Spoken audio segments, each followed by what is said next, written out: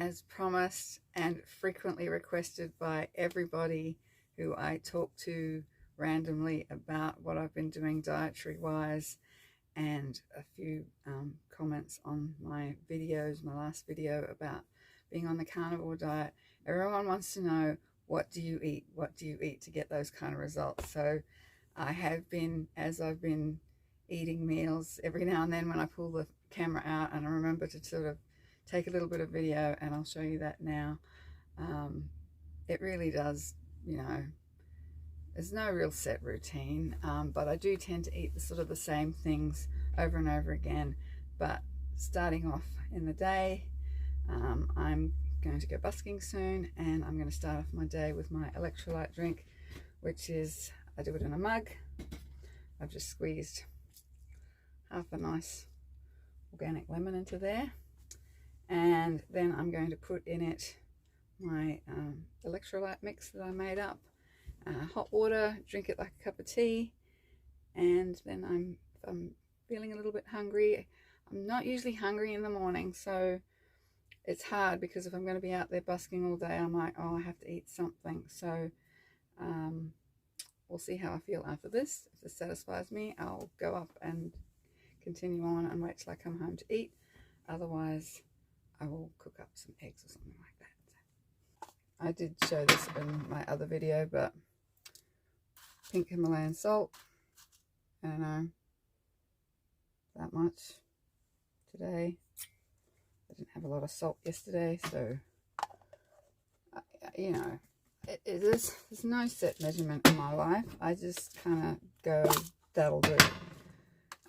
Magnesium, I'm gonna do, you know, that much today.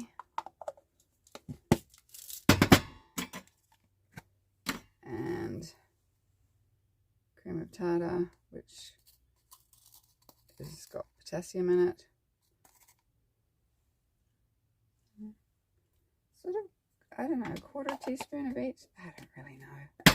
And I'm going to put a little bit of borax in there today, because I haven't done that for a while. So borax, pure boron. That's all that's in it. It's boron. And it's good for your bones. So I'll put, honestly, homeopathic quantities. Just the tiniest little sliver, really small amount of that. Hot water.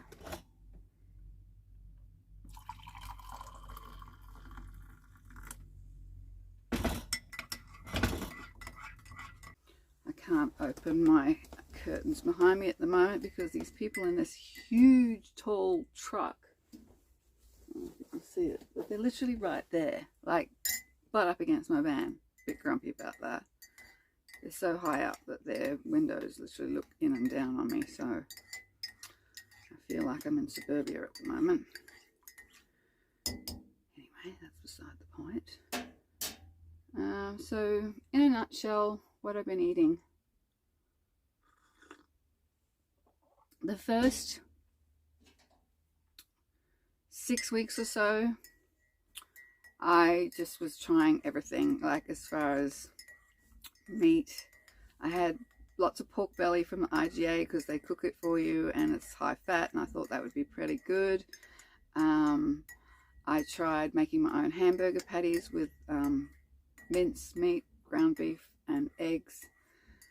Steaks. Hadn't really gotten into the lamb chops at that point. I didn't discover that until about after the 6 week mark. But as most of us do when we come from any form of prior eating, you know, we're thinking about variety. And that's, honestly, I could do a whole video on the common questions I get asked. One is, what about variety? As you're adapting, your need for variety diminishes considerably. You're quite happy to eat the same thing every day. And you just are going for the most nutrient dense food you can find, rather than that tastes like, you know, different. I need a different taste in my mouth. It's like my body needs these nutrients and that's what I'm going to eat. So I really kind of honed it down to the point where I'm eating my steak, a good quality steak, a good fatty cut. I go for Scotch fillet. I've always enjoyed that the best. It's a nice fatty cut and it's very tender. I have Scotch fillet probably at least 3, possibly 4 times a week. It's expensive, so I don't have it every day. And on the other day, I have lamb chops because they're really cheap at the moment. They're like $14 a kilo at the moment, so I can get 2 big juicy lamb chops, which is more than enough for a meal, and that's like $5 or $6 or something. It's pretty good. So quantity wise, I'm probably eating about 250 to 350 grams of a solid meat process, protein source like steak or the lamb chops every day. I'll show you, this is kind of an average shop for me now. I have the organic grass-fed Scotch fillet. I try and get the fattiest ones I can get, so real nice marbling. I've got 2 of those. I've still got 1 left in the fridge, so I got some lamb chops because they're always on special and super cheap at the moment. They're not organic or anything, but I'm not so worried about lambs because I know they eat grass. My beautiful free-range pastured eggs. The IGA does pork belly roast every day, so I always get a few bits of that. I'm going to have some now, and I just put it in the fridge for nibblies. And about half a kilo, just over half a kilo of bacon. Special shopping treat. I do love some sparkling water. It just feels like a real treat. And the other thing I got was a new toothbrush because my old one's getting funky. And that's one thing on this diet. You use dental floss a lot more than normal. I feel like I need to replace my toothbrush a little bit more than usual, but my teeth feel great. No TMJ pain, no nothing. About double what I was spending per week on groceries when I was doing whole food plant-based, but for the health benefits it's bringing me, worth every penny. And of course you don't have to pay extra if you're not fussy like me about organic things and the way they're raised. But if you've been a sort of an ethical vegan prior, it just makes more sense to support farmers who do things the right way. I know the pork belly is probably not part of that equation. And the bacon, I get the Primo Streaky because I always ask them at the shop, read me the ingredients, and it was the only bacon I could find that didn't have sugar added. A lot of bacon has sugar added, so be careful about that. That's the big tip. No sugar. Absolutely no sugar. And even lactose is a form of sugar, so I avoid anything with that as well. That's pretty much what I'll eat. Combinations of those sorts of things. Sometimes I might mix it up with something. To make the most delicious scrambled eggs, I've actually recycled the pan that had bacon in it. There was a little bit of bacon grease down the bottom, so I don't wash that. I keep it in there in the fridge, and then I've added to it a good slice of beef tallow, dripping lard.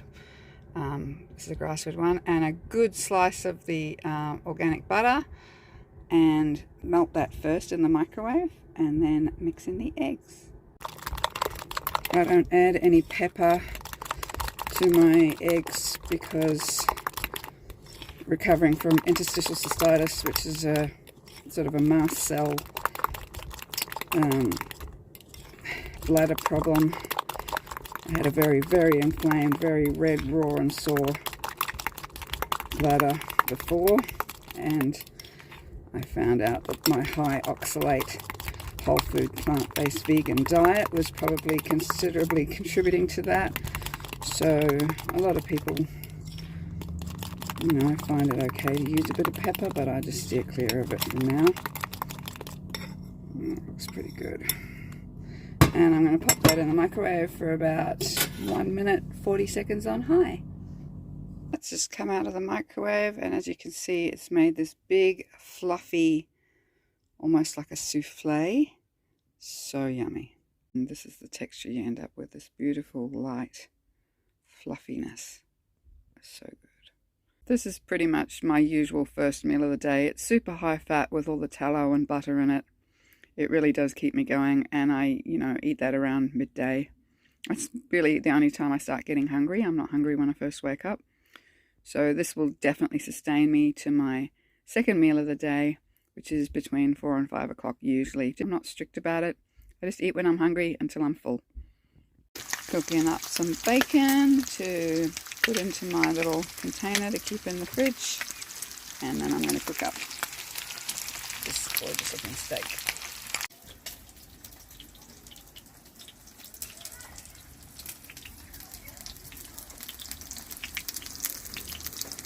I find the best way to do my steak is sear it on one side, flip it over, salt it, and once the blood starts coming through, then that's pretty much done. It really only takes a couple of minutes each side, and it's cooking in bacon grease at the moment. Sometimes I use butter, sometimes I use tallow, and whatever's left over of the bacon grease that I don't pour all over my steak, I will pour it back into this container and eat that beautiful stuff when I eat that bacon. I have to go to quite a bit of effort. I'm cooking outside on an electric hot plate. I'm running the power cord to inside the caravan so I don't have any gas. I don't like gas. I have a phobia about gas. This is how I cook. And because I don't want my whole caravan to smell like meat, my kitchen is in my bedroom, which is in my lounge room, all in 15-foot space. You really can't have the smells of everything inside there. It just gets into everything. It gets into the curtains and the upholstery and everything. So this is how I cook, and this is why when I do cook, like if I'm cooking a steak, I'll use the opportunity to cook up some bacon, have something in the fridge, or cook up an extra steak or some extra lamb chops. Whatever I'm cooking, I cook a little bit extra, because the only way to truly stave off cravings of any description is when you get hungry. Obviously in the past we get hungry, we'd have a snack. If you're hungry enough to snack, you're hungry enough to eat a proper nutritious meal. So I find that if I ward off those moments of all of a sudden, oh my gosh, I feel really hungry, can I be bothered going to this effort to cook a big meal? Maybe not. So I'll have a little bit extra in the fridge. As long as you eat it within a day or two, you don't have to worry too much about histamine buildup. Histamine buildup is if it's more than a couple of days sitting in the fridge, which mine never is, because I always eat it.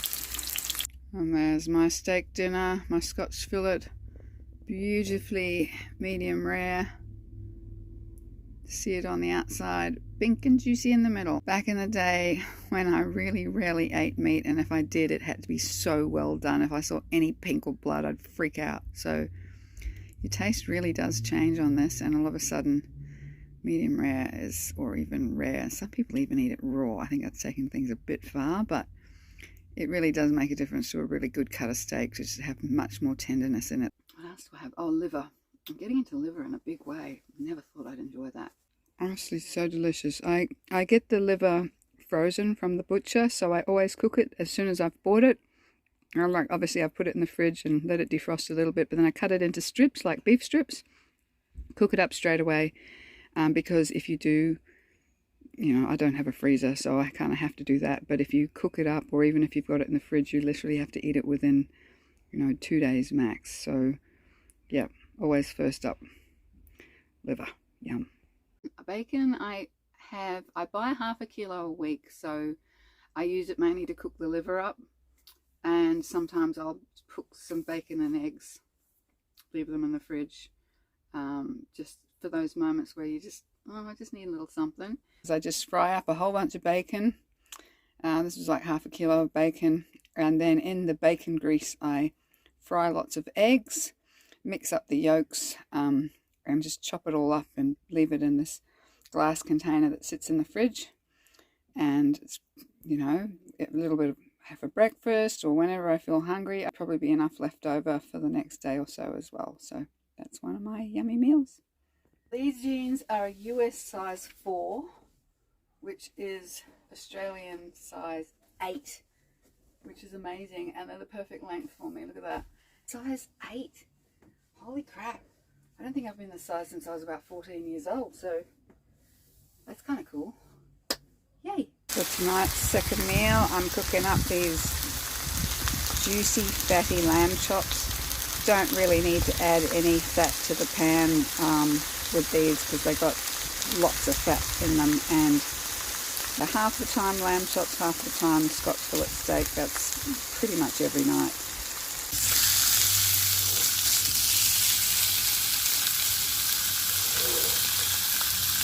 And I have been using this ceramic based pan lately. I do have a cast iron pan which I do love to use, but I'm actually finding that this pan it sears it on the outside and keeps it quite nicely pink in the middle, which is the way I like it, and also it's a heck of a lot easier to clean than the cast iron one. I just have to basically wipe it with a paper towel at the end and I'm done. So yeah, I know it's probably not the healthiest compared to a cast iron, and I do prefer to keep my cast iron if I'm cooking on fire, which I haven't done lately, but I do like cooking on fire as well. But yeah, just a couple of minutes each side and these guys will be done.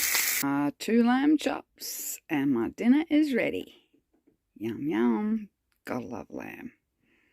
If I get a little bit peckish, say after my main meal, or at any time of day really, which doesn't happen very often because your hunger signals do change completely once you've fat adapted, then I will just cut a sliver of butter. I get the really nice organic butter. Cut a sliver of butter. This is so weird how your tastes change, because I used to hate butter. Ever since I've been a kid, I've never been able to have sandwiches with butter on them. Like, I'd always have to ask anyone that made me sandwiches ever, like, no butter for me, no butter for me, no butter on my bread whatsoever. It was a kind of a sensory issue. I just didn't like the taste of it in my mouth. I didn't like the greasiness of it, really. I was quite happy to have it melted on toast as long as it was completely melted. I didn't mind that taste. It was really a textural thing, but that's part of my, autistic brain. I have weird things about food and the way they feel in my mouth. But that's completely changed, because now I can slice a piece of butter and I'm totally fine with that. It's no different from eating a piece of cheese to me. Like, it just, my body goes, yes, I need these fats, and it's, it's good. Butter, I find, is good because I know that I need to have the things like the calcium, the D3, the K2, all the bone repairing minerals that are in there, vitamin A, I forget what else. There's a whole bunch of good stuff in there that helps healing, and also the saturated fat is good for your, everything. Brain, digestive system, makes things flow through. If you're getting a bit constipated on, people talk about getting constipated on carnivore. I really haven't had that problem, except for when I ate a whole block of Philadelphia cream cheese. That wasn't fun. Yeah, really not fun. There's all sorts of plant-based thickeners and God knows what else they put in that stuff, but it was really not good. The cream cheese I've discovered, oh my goodness, so delicious. And you got to really be careful. Read the ingredients, because Philadelphia cream cheese, a lot of carnivores use that, but it actually has guar gum or locust bean gum or some kind of thickening gummy agent, and it literally clogged me up like bricks. It was like shitting bricks, literally. This one is lactose free, so it doesn't seem to bother me. It has got some stabilizer, I'm not sure what that is. Starter culture, enzyme, lactase, which is what breaks down lactose. So that seems fine with me, and I can eat a whole tub of that when I'm just needing a fat hit. It's got like, I don't know, mega calories per thing, but that doesn't seem to matter. So when I need fats, I eat fats. In those early stages, I was actually just eating cheese, like a good block of hard cheese, and I'd just have maybe a slice or two every day to get my, calcium and those, dairy minerals that way. Cheese is very moreish. You tend to want to have more of it when you eat it, and so you have to be kind of careful with that.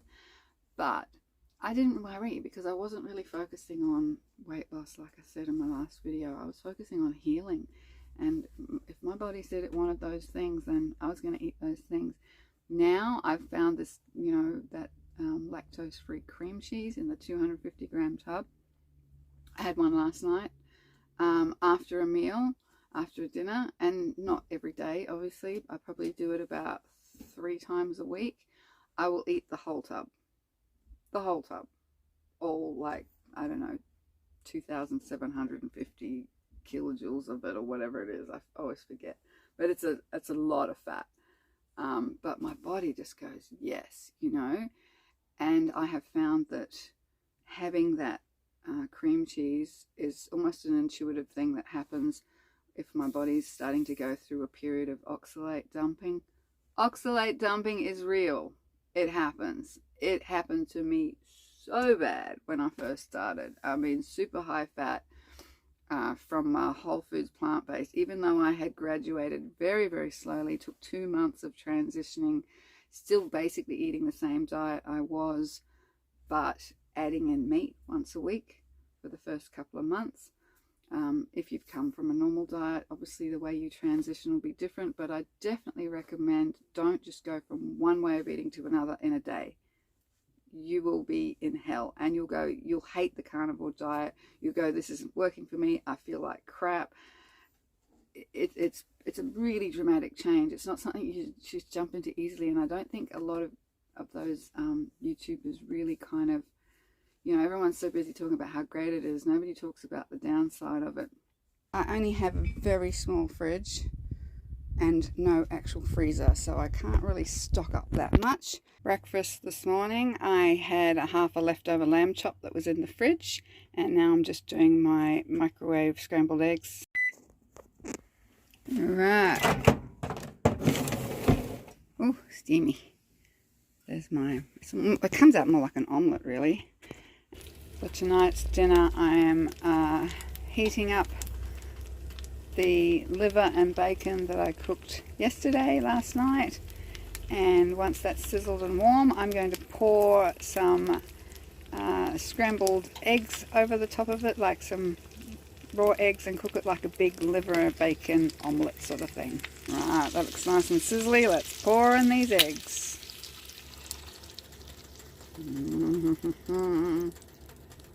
So much goodness in there. Yeah, that is looking pretty good. I'm going to slide it onto a plate and then flip it over just to get the other side done all nice and crispy. And there it is, all flipped over. Oh gosh, my mouth is salivating over this. I'm so excited about this. Who needs pizza when you've got liver, bacon and egg pizza-like omelette? Yum. Tucking in. Today, because it's raining, I've actually relented and am cooking inside. So I'm just boiling up 4 eggs to have hard-boiled eggs. In the fridge, I've got my big, fat, juicy Scotch fillet steak, and I've just covered it with a paper towel so that it doesn't splatter everywhere, and also to reduce the smells so my caravan doesn't get smelly. But yeah, that's what I'll be having for dinner tonight, and I'm pretty hungry at the moment, and it's going to be an early dinner, and the eggs are just for standby, I need to eat now moments. You know, I have obviously been on pretty high dose biological medications, and I've been on medications literally most of my adult life since I was 18. Psychological medications, rheumatological medications, pain medications, you name it. I had toxic overload, and I was eating such a super high oxalate diet before as whole foods plant-based. When I added up those numbers, oh my lord, it's surprising I didn't kill myself. Like, just my smoothie alone, and I was buying 4 5-kilo bags of raw cacao powder, rolled oats, black beans, chickpeas, lentils, 2-kilo tubs of tahini to make my own hummus that I literally had every day because it was always in the fridge, pumpkin seeds, sesame seeds, chia seeds, flax seeds, brown rice every day, and all the green leafy vegetables. I figured the more green leafy vegetables I could eat, the healthier I would be. So I was raiding like the community garden, pouring like beetroot greens and spinach and whatever was green and leafy, and growing them and eating them. And just my morning smoothie alone, made with oat milk, oats, a banana, 2 handfuls of leafy greens, 2 tablespoons of organic raw cacao powder. All the ingredients were organic, so I thought, oh, I'm so healthy. I'm so healthy. Why am I getting sicker? I don't know. Nobody else knew either.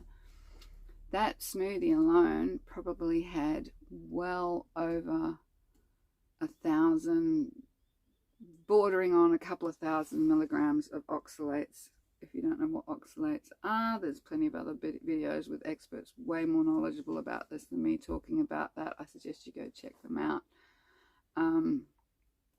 I was shocked, and that really explained a lot. when I realized. And then at night I'd be having black beans and, you know, homemade tortillas made with brown rice flour and wheat flour and, oh my lord, more vegetables, throwing spinach in with my beans when I was cooking my refried beans mix out of my black beans. 4,000 milligrams is a deathly dose. Your kidneys fail and you die, apparently. That's what I heard on another video. I'll put the link to the video that has, out of all the oxalate videos, there was one I was watching only recently that really explained a lot of it. And yeah, he said, I can't remember his name, he said that 4,000 milligrams, he was sort of, I'm not sure of the exact number, but it was something like that, was the deathly dose. So add up my diet, and I was very close to that, which explains a lot of the strange symptoms that my doctor couldn't understand that was happening. So I'm still on the biological medication to control my rheumatoid arthritis. My interstitial cystitis, which is painful bladder syndrome, was excruciating. Pain constantly, this like intense pain in your lower stomach, like when you need to pee, you just need to pee so bad. And I was getting up multiple times a night. When I peed, it was like glass. It's like glass coming out of me. And apparently the body can only naturally process, like we do have an organism in our gut that can process oxalates, but like a minimal amount. I forget what the number is. He'll explain in his video. Maybe, you know, they reckon on a low oxalate diet you should have about 50 milligrams a day. You can have up to about 100 milligrams a day and still probably be okay. A couple of thousand milligrams a day, you're going to get problems. So the problems I had was my interstitial cystitis was getting worse and worse and worse. I'd had these recurrent bouts of vertigo, which at first was, what do they say, benign paroxysmal vertigo, possibly due to a fall I'd had, was the initial diagnosis. And then when it came back again and I went to another vestibular specialist, she said it was vestibular migraines because the pain was really intense up my whole left side. I have had Bell's palsy. You probably noticed in some of my videos that one of my eyes is a little bit droopier than the other eye. I do have asymmetry because of the Bell's palsy, which I had was really bad. My whole face went bleh. And that was a few years back, but yeah, the residual effects still affect my eyesight and things. But the most recent symptoms on whole food plant-based vegan were I started getting really bad night sweats, like saturating my t-shirt that I wore to bed, and like when I woke up in the morning and it was all saturated, it was the most foul smell. And I went to the doctor about that. Like, something is wrong. It wasn't a menopause thing. I went through menopause at 45, long time ago, done and dusted. Nothing much happened then. It's just I stopped getting periods and it was all over. So I was kind of lucky like that, I guess. But this was something new. And this pain in my jaw and my ear and my throat, I just knew something was wrong. So I had my ears checked by a specialist, like to make sure that there wasn't some kind of inner ear infection or something. I went to a dentist, had x-rays and everything, and he couldn't, you know, thought it was a toothache. Maybe I had a rotten tooth. He said, there's nothing wrong with your teeth. It's just TMJ pain. I had a, what do they call it? Ultrasound done of my whole kind of neck throat area because the doctor was worried that it could possibly be symptoms of lymphoma, which is a really common, unfortunate side effect that can happen with these high-dose biologic medications that I've been on. A known lymphoma is one of the warnings.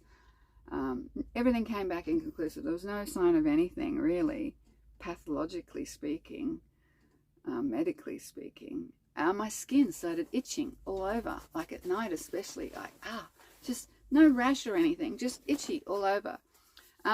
Peripheral neuropathy in my hands and feet, they started getting like tingling and numb. I would wake up, my hand was completely asleep. I couldn't, and it wasn't because I was lying on it, it was just, it was dead.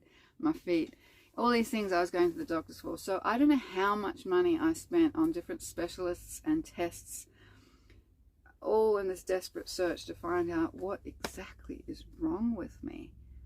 And and nobody knew. Nobody suggested it could be my diet until my GP, well, I guess my GP in the end, he said, have you thought about eating meat? And I was like, no. Why not? Oh, because apparently, you know, meat proteins through cellular mimicry is what causes rheumatoid arthritis, because that's what I'd been told by McDougall, Dr. McDougall and the McDougall program, and Clint Patterson and the Patterson program for rheumatoid arthritis. These are both whole foods, plant-based, no oil, no sugar, no processed anything. We can cure your rheumatoid arthritis if you follow this diet. So I was very mindset on that, and I just thought, I'm not doing it good enough. I'll try harder. And I've been pretty much trying those types of approaches since I was diagnosed with rheumatoid arthritis back in 2015, I think it was 2014, I think I was diagnosed. Quite clearly it wasn't working, and if I even so much as missed one dose of the medication, like I go to put my feet down on the ground next day and it'd be like, ow. You know, I had to pull the cane out, my walking cane, because I was struggling to walk. My hands would start curling up like this straight away, which is one of the reasons why I play saxophone, was to keep my fingers moving, because the rheumatoid would just seize them up. So much other stuff I've gone through health-wise in my whole life. I had recurrent tonsillitis as a kid constantly. I had tummy bugs as a kid constantly. I had a couple of bouts of illness where I was completely bedridden and couldn't move.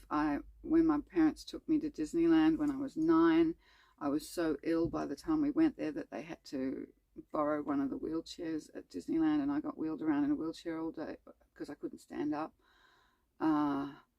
I'd had glandular fever supposedly, but they didn't really know what it was then, but I was hospitalized when I was 19. The tonsillitis was still happening on a regular basis, like severe tonsillitis, but I hadn't been able to swallow for 3 days. I hadn't even been able to swallow my own saliva, and I remember saying to my mum, I'm pretty sure if you don't drink water for 3 days, you die. I need to see a doctor. The doctor came round, boom, I was straight to hospital with a drip, and I was in there for quite some time. Very weak, lost a lot of weight, very sick. So all these kind of things, when I look back on it, I was a chronic bedwetter as a child. It was really embarrassing. I couldn't have sleepovers at people's places because I would wet the bed. I wet the bed probably until I was at least 10, possibly 11 years old.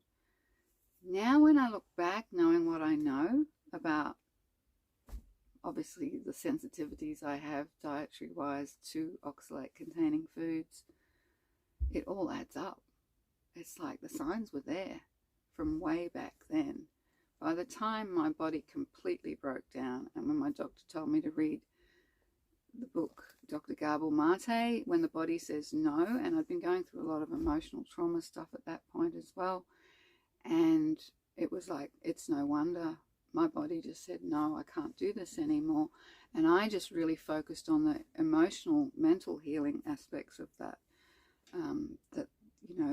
That was the final straw, I guess, that had triggered that off, was you know, some pretty severe trauma. So yeah, I've really worked on every angle: emotional, physical, dietary, medical, going to the doctors and the specialists, and everything I possibly could, because I just never stopped believing it's got to be possible to heal.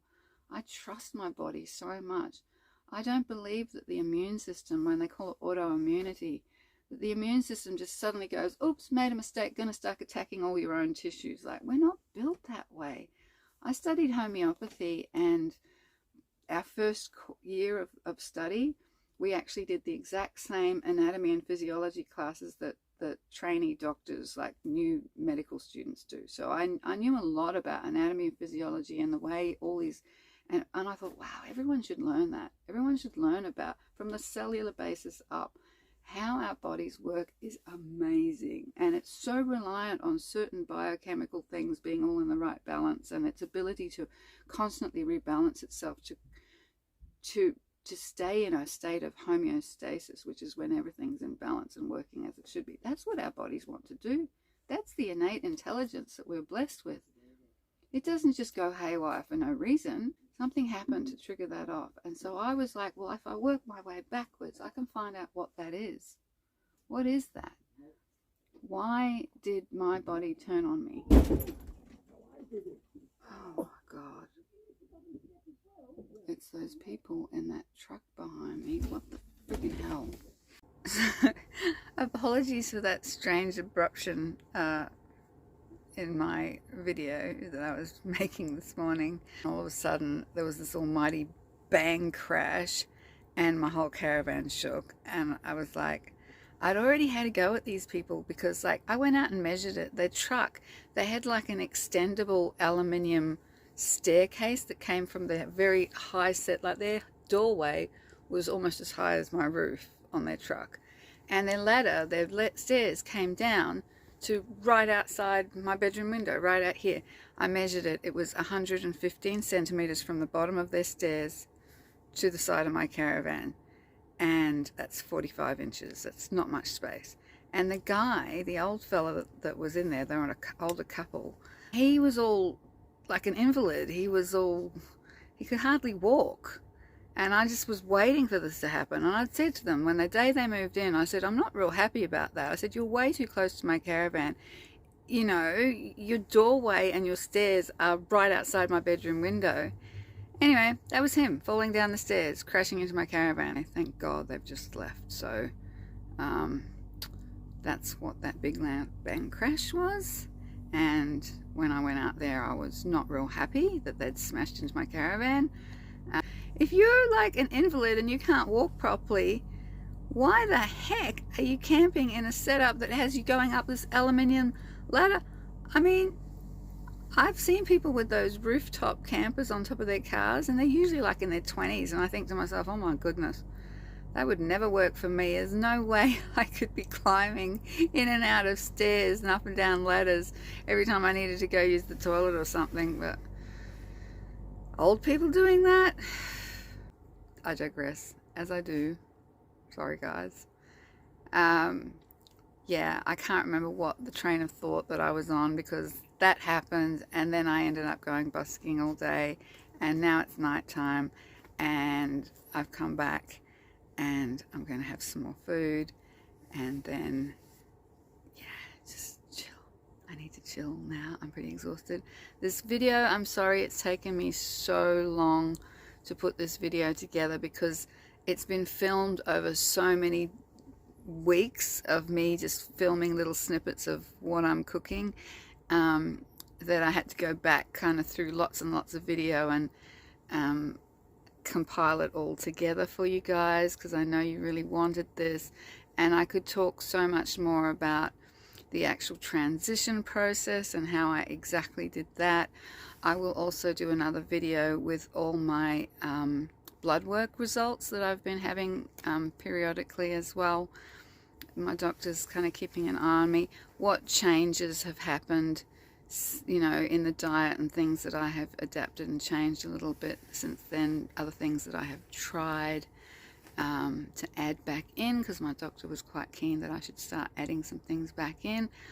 I told him I don't really want to, because I'm of the mindset, if it's not broke, don't fix it. And at the moment, it's not broke. I'm not broke. I am literally, I might be broke financially because meat's expensive, but I'm feeling so healthy and so good that I don't really want to, you know, start adding in some things that I know are possibly things that might have caused the problems. And, you know, I can assume at this point it's oxalates, but it could have been all sorts of things. Vegetables of any description. I ate a lot of sweet potatoes and potatoes as well, so all those things. Definitely no oils. Don't use oil, any oil. Just stick to meat-based stuff, at least in the beginning. Stick to keep it simple, keep it as healthy as possible. Trying to avoid, you know, check your bacon, make sure it hasn't got flavorings and maple flavorings and sugars and a whole bunch of crap. I mean, it's probably going to have nitrates in it. All bacon has nitrates in it. Honestly, they're not the hugest problem. The problem is the sugar. You really got to get off the sugar. And for me, that was honey. I wasn't eating actual sugar, but I was still having honey in my smoothies. I haven't had any honey, haven't touched the honey, even though I've got like a couple of kilos of beautiful raw organic, what's that honey called? Manuka honey. Haven't touched it. have not touched it, so I've been good. And I will, keep you guys updated as I go along with those kind of videos about the blood work and everything as well. I did have a CAC, calcium heart thing done, because rheumatoid can affect your heart as well, and I was concerned that, you know, there may be some damage there. Really stoked that my CAC came back as 0. That was at my, I'm trying to remember which, 6 or 12 weeks, I think it was. I don't know, at some point early on, it was definitely after the first 30 days, my doctor sent me off for that. I had to pay for that as well. It was like another $150. Whew. There's been so many doctors. So I figure, look, I'm spending quite a lot of money on my food these days, but hell's bells, am I going to be saving money on doctor's bills if I keep my health up this way? I'm just so stoked. I will talk more about like the changes as I was transitioning, like the mental health changes that I noticed almost instantly within 3 or 4 days, well before the physical stuff. What happened when I first transitioned as far as the physical side effects. Be prepared, it's gonna get messy. And yeah, otherwise this video will just be way too long, and it probably already is. But anyway, thanks for watching my story. And like I said, I'm not in it here telling my story because I want to become a YouTube famous person. I don't care if you subscribe, I don't care if you like it, I don't care if you comment. I'm not going to make you press the notification bell. Look, I'm just out here living my life, and there's lots of things going on in my life, and this is just one aspect of my life at the moment. And I'm stoked that so many people were interested in it. And you know, if I can heal one other person just by hearing my message and it working as well for them, I don't think it necessarily works this well for everybody. I think I'm very lucky, but it sounds like from the comments I'm reading under other people's YouTube videos about this, that there are so many people being healed in so many ways from so many different things. That's really kind of what turned me to give it a go and take it seriously, was not what the YouTubers said, but what the comments underneath the YouTubers videos were saying. I was like, wow, this is real. And I really hope, my greatest wish is that if you're struggling the way I have been with any of the problems that I have been struggling with, if you've been eating similar to the way I was eating and you're just not convinced, and that this might be a helpful way, when you're as sick as I was, you will try anything, everything somebody suggests, you try it because you want to heal. And I want you to heal as well as I have. And I also hope that my health stays this great. You know, I'm 4 months in now, so far, apart from the oxalate dumping fun, which I'll go into more detail about in another video as well, I'm feeling absolutely amazing. It's really, really good. So yeah. All right. Thanks everyone. Bye.